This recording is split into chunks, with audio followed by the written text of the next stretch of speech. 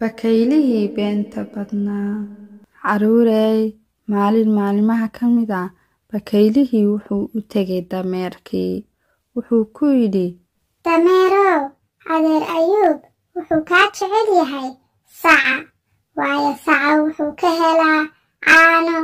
Caanahana wuxuu ka samaystaa jubun iyo subag, waanu cabbaa caanaha.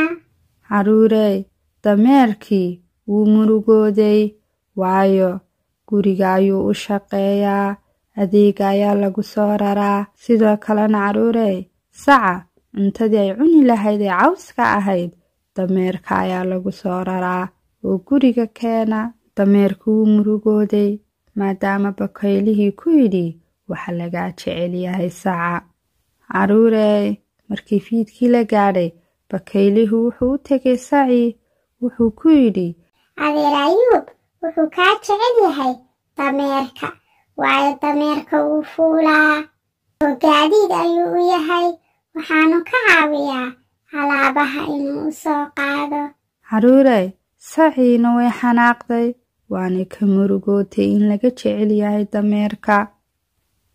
Dameerkii iyo sacii caruurey waxaa dhex mari gaadhay dagaal weyn. Labadiiba way isku xanaaqeen, waanay isnaceen, waayo waxa isku diray bakaylihii oo mid walba been u sheegay si ay isku dilaan. Caruurey, adeer Ayuub wuu imi, labadoodiiba wuu soo dhex galay. Wuxuu u sheegay labadaba inuu jecel yahay, boos weynna ay ku leeyihiin qalbigiisa, oonu ka maarmin labadoodaba. Caruurey, adeer Ayuub wuu fadhiistay si uu u fikiro.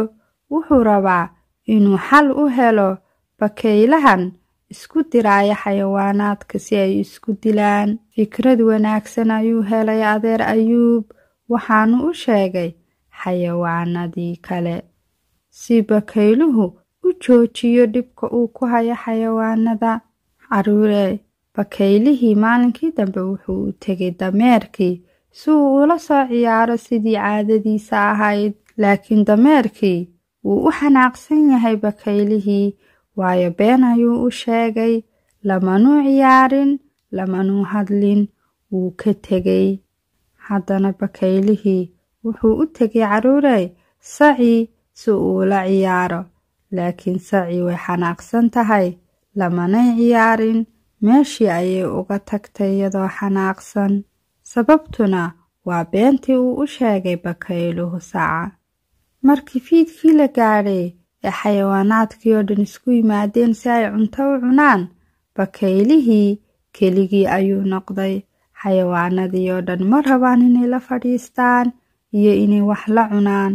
Caruurey, bakaylihii wuu fadhiistay si uu u fikiro, isagoo murugoonaya.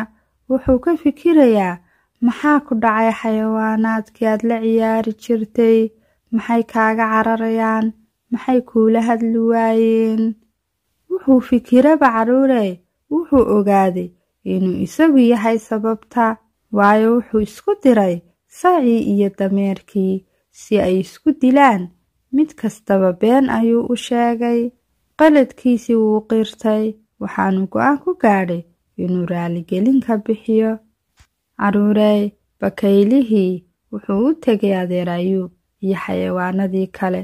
Wuxuu ka dalbaday inay cafiyaan oo iska saamaxaan, mar dambana aanu samayn doonin qaladkaas oo kale. Caruurey, ma fiicna inaynu isku dirno dadka ama inaynu been ka sheegno qof waxaanu odhan inaynu niraahno wuu idhi. Waa dembi, waana dhaqan xumo.